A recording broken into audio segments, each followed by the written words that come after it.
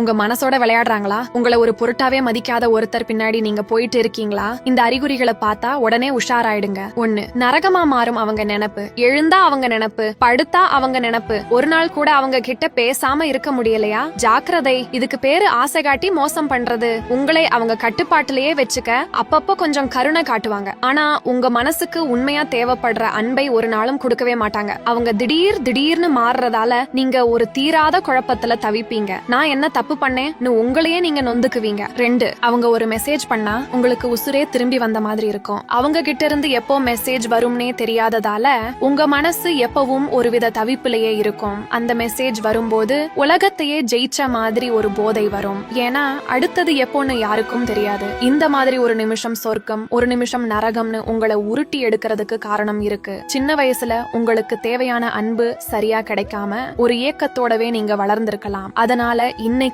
அதே அன்பை இன்னொருத்தர் கிட்ட கெஞ்சி வாங்கிட்டு இருக்கீங்க. 3. உங்களை ஒரு பம்பரம் மாதிரி சுத்தி விடுவாங்க. ஒரு நிமிஷம் உங்க மேல உயிரையே வச்சிருக்க மாதிரி பேசுவாங்க. அடுத்த நிமிஷமே நீங்க யாருன்னே தெரியாத மாதிரி தூக்கி எரிஞ்சிடுவாங்க. திடீர்னு பாசமழையில நனைய வைப்பாங்க. அப்புறம் இருந்த இடம் தெரியாம காணாம போயிடுவாங்க. அவங்க இப்படி உங்களை சூடா சொரணை இல்லாம மாத்தி மாத்தி நடத்துறதால அவங்க மாறிடுவாங்க, பழையபடி அன்பா இருப்பாங்கன்னு ஒரு நப்பாசையில நீங்க காத்துட்டு இருப்பீங்க. ஆனா அந்த நாள் வரவே வராது. 4. அவங்க மேல ஒரு தீராத வெறித்தனமான ஈர்ப்பு. அவங்க எப்பவாச்சும் ஒரு நாள் உங்களுக்கு கொஞ்சோண்டு முக்கியத்துவம் கொடுத்தா போதும், அது உங்களுக்கு எவ்வளவு பெரிய சந்தோஷத்தை தரும் தெரியுமா? ஏன்னா அது ஒரு அபூர்வமான விஷயம். அவங்களுக்கு என்னதான் வேணும்னு அவங்க தெளிவா சொல்லாததுதான் உங்களை ஒரு காந்தம் மாதிரி அவங்க பக்கம் இழுக்குது. ஆனா ஒரு கொடூரமான உண்மை என்னன்னா, நீங்க யாரு, உங்க மனசுல என்ன இருக்குன்னு அவங்களுக்கு துளி கூட கவலை இல்ல. சின்ன வயசுல பட்ட காயத்துக்கு இவங்க கிட்ட மருந்து வாங்கிடலாம்னு நீங்க தப்பா ஒரு கணக்கு போட்டு உங்க வாழ்க்கைய நீங்களே அழிச்சிட்டு இருக்கீங்க. அவ்வளவுதான்.